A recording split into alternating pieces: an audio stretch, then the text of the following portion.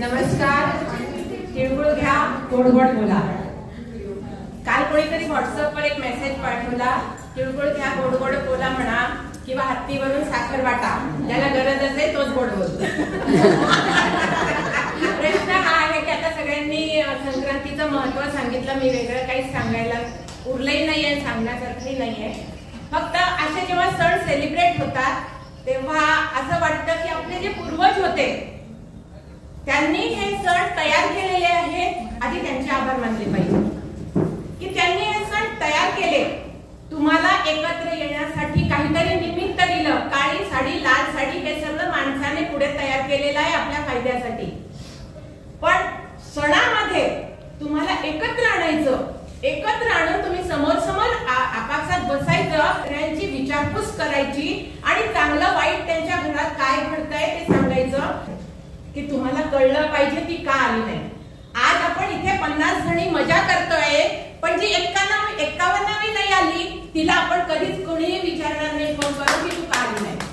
प्रत्येक सण त्याच्यासाठी आहे.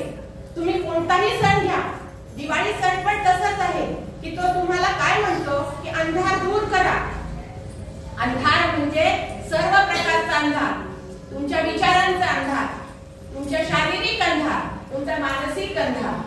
तुमच्या शेजारचा माणूस उपाशी असेल तर तुम्ही खायलाच नको, तुमच्या पोटात जायलाच नको. पण हे सगळे सण आम्ही फक्त स्वतःपुरते घेतात. आता सगळ्यांनी बोलल्या तेव्हा सगळ्यांच्या बोलण्यातून एक शब्द मला सारखा फुटत होता, तो म्हणजे सौभाग्यवती. अहो सौभाग्यवती, परत विधवा, परत कुमारिका, परत प्रौढ कुमारिका, परत सोडून दिलेली परित्यक्ता. आणि पुरुष काय? पुरुष फक्त गजरे. तुम्ही किती वर्ष वेड्या होणार आहे, किती वर्ष तुम्ही स्वतःला वेडं बनवणार आहे फक्त गजरे आणि 16 शृंगार करून. 16 शृंगार जरूर करा, नऊवारी सुद्धा जरूर नेसा, तुम्ही मिनी स्कर्ट सुद्धा घाला, मात्र इथून तुम्ही प्रगत व्हा, कुठेतरी प्रगत व्हा. तुम्ही स्वतःच्याच मैत्रिणीला का असं म्हणतात की आमच्यासाठी हा सण, आम्ही हळदी कुंकू करू, तू विधवा आहेस का, तुला कुंकू नाही लावणार. का नाही लावणार? का नाही? जर कुंकू लावायचा अधिकार बाईला दिला असेल तर तो सगळ्यांना आहे. आणि इथे बसलेल्यांपैकी 90% हे कुंकू सुद्धा एक डेकोरेशन म्हणूनच लावतात स्वतःच्या अंगावर. तुम्ही घातलेल्या 16 शृंगारपैकी 15 शृंगार तरी असे असतील जे तुम्हाला करावेसे वाटले म्हणून तुम्ही केले. तुम्ही तेव्हा परंपरा हा शब्द, आमचा हिंदू धर्म हा शब्द किंवा मी कोण म्हणून हा शब्द हे सगळे विसरले. तर मला फक्त इथे आता सगळ्याजणी आहेत म्हणून सांगावंसं वाटतं की तिळगुळ घेऊन गोड बोलण्याची काय गरज आहे, त्याच्यात आमिष कशाला पाहिजे. देवाने तुम्हाला चांगलं दिलेलं आहे, स्वामी म्हणते तशी विचार करण्याची, बोलण्याची शक्ती दिली आहे. तर 12 महिने 32 घडी बोला ना, जरूर साजरा करा,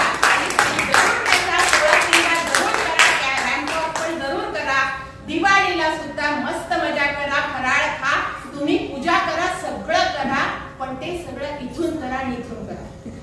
फक्त इथून करू नका, त्याला काहीच अर्थ नाहीये. आणि आम्ही सगळं फक्त इथून करतो, ना इथे जातो आमच्या, ना इथे तर मुळीच पोहोचत नाही. कोणाचं दुःख पाहून आम्हाला फक्त सिंपथी होते. एम्पथी पाहिजे, एम्पथी. तुमच्यामध्ये एम्पथी हवी की हिचं दुःख मी कसं कमी करू शकते. दुसऱ्याचं दुःख आपण घेऊ शकत नाही, मात्र ते कमी जरूर करू शकतो, पण ते करण्याची सुद्धा आम्ही विसरतो. सण जरूर करा, सण त्याच्यासाठी आहे की सगळ्यांनी एकत्र येऊन एकमेकांना ओळखावं, एकमेकांचं काही उणा कमी असेल तर ते आपण आपल्या जोडीतनं टाकून पूर्ण करावं. आपल्या पुराणातल्या ज्या